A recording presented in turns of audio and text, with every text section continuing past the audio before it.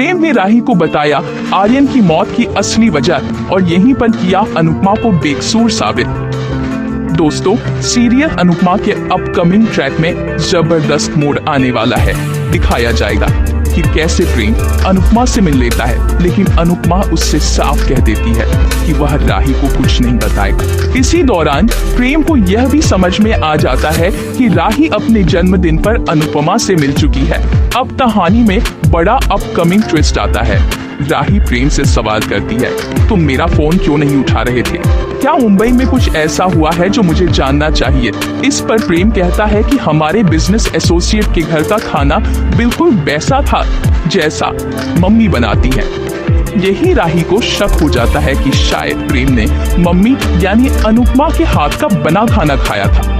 इसके बाद राही प्रेम से सच पूछती है और कहती है, तुम्हें मेरी कसम है, बताओ तुम वहाँ किसी से मिले थे क्या? लेकिन प्रेम को याद होता है कि वह अनुपमा की कसम खा चुका है, इसलिए वह कुछ नहीं कहता। वह सिर्फ इतना कहता है, कसम मत दिलाओ, मैं बहुत टेस्टी खाना खाकर आया हूँ। फिर प्रेम कहता है, अगर तुम्हें आज भी लगता है कि आर्यन की मौत मम्मी की वजह से हुई है तो यह बिल्कुल गलत है। जब आर्यन को अस्पताल ले जाया गया था तो मैं ही उसे लेकर गया था।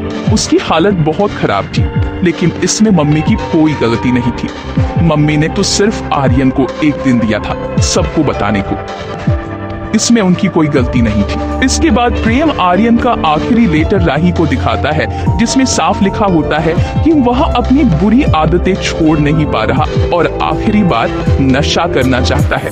उस लेटर में यह भी लिखा होता है कि वह अगली सुबह से सब कुछ छोड़ देगा, बट वह अगली सुबह कभी आएगी नहीं। कहानी में जबरदस्त मोड़ तब आता है जब प्रेम राही से कहता है, घर वाले तो मम्मी को गलत समझते हैं क्योंकि उनका मम्मी से कोई इमोशनल रिश्ता नहीं है, लेकिन तुम तो उनकी बेटी हो, तुम कैसे उन्हें गलत समझ सकती हो?